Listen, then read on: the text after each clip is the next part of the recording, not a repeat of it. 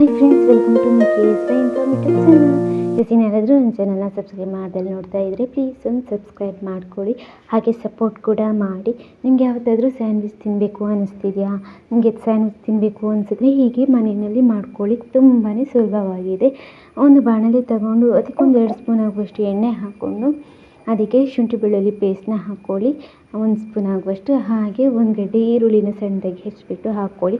ಅದನ್ನು ಸ್ವಲ್ಪ ಹೊತ್ತು ಫ್ರೈ ಮಾಡಿದ ಮೇಲೆ ಇದಕ್ಕೆ 1 ಕ್ಯಾಪ್ಸಿಕಮ್ನ ಕಟ್ ಮಾಡಿಬಿಟ್ಟು ಹಾಕ್ಕೊಳ್ಳಿ. ಅದನ್ನು ಚೆನ್ನಾಗಿ ಫ್ರೈ ಮಾಡ್ಕೊಳ್ಳಿ. ಅದಾದಮೇಲೆ ಇದಕ್ಕೆ 2 ಕ್ಯಾರೆಟನ್ನು ಕಟ್ ಮಾಡಿಬಿಟ್ಟು ಹಾಕ್ಕೊಳ್ಳಿ. ಹಾಗೆ 1.5 ಕಪ್ ಆಗುವಷ್ಟು ಕ್ಯಾಬೇಜ್ನ ಹಾಕ್ಕೊಳ್ಳಿ. ಅದನ್ನು ಚೆನ್ನಾಗಿಯೇ ಫ್ರೈ ಮಾಡ್ಕೊಳ್ಳಿ. ಎಲ್ಲನೂ ಚೆನ್ನಾಗಿ ಒಂದು ಸರ್ತಿ ಫ್ರೈ ಮಾಡ್ಕೊಂಡ್ಮೇಲೆ ಇವಾಗ ಇದಕ್ಕೆ ರುಚಿಗೆ ಬೇಕಾದಷ್ಟು ಉಪ್ಪು ಹಾಗೆ ಮಸಾಲೆಗಳನ್ನು ಹಾಕ್ಕೋಬೇಕು. ಅರ್ಧ ಟೀ ಸ್ಪೂನ್ ಆಗುವಷ್ಟು ಅರಿಶಿನ, ಹಾಗೆ ಅರ್ಧ ಟೀ ಸ್ಪೂನ್ ಆಗುವಷ್ಟು ಧನಿಯಾ ಹುಡಿ, ಹಾಗೆ ಅರ್ಧ ಟೀ ಸ್ಪೂನ್ ಆಗುವಷ್ಟು ಅಚ್ಚ ಖಾರದ ಹುಡಿನ ಹಾಕ್ಕೋಬೇಕು. ಹಾಗೆ ಇವಾಗ ಎಲ್ಲನೂ ಚೆನ್ನಾಗಿಯೇ ಮಿಕ್ಸ್ ಮಾಡ್ಕೋಬೇಕು. ರುಚಿಗೆ ಎಷ್ಟು ಬೇಕಾಗುತ್ತೆ ಅಷ್ಟು ಉಪ್ಪನ್ನ ಇವಾಗಲೇ ಹಾಕ್ಕೋಬೇಕು. ಹಾಗೆ ಎಲ್ಲನೂ ಚೆನ್ನಾಗಿಯೇ ಫ್ರೈ ಮಾಡಿದ ಮೇಲೆ ಇದಕ್ಕೆ ನೀರು ಹಾಕ್ಕೊಳ್ಳೋಕ್ಕೆ ಏನು ಜಾಸ್ತಿ ಇಲ್ಲ. ಮೇಲ್ಗಡೆ 2 ಸರ್ತಿ ಚಿಮ್ಕಿಸ್ಕೊಳ್ಳಿ ನೀರನ್ನ ಕೈಯಲ್ಲಿ, ಅಷ್ಟೇ ಸಾಕಾಗುತ್ತೆ.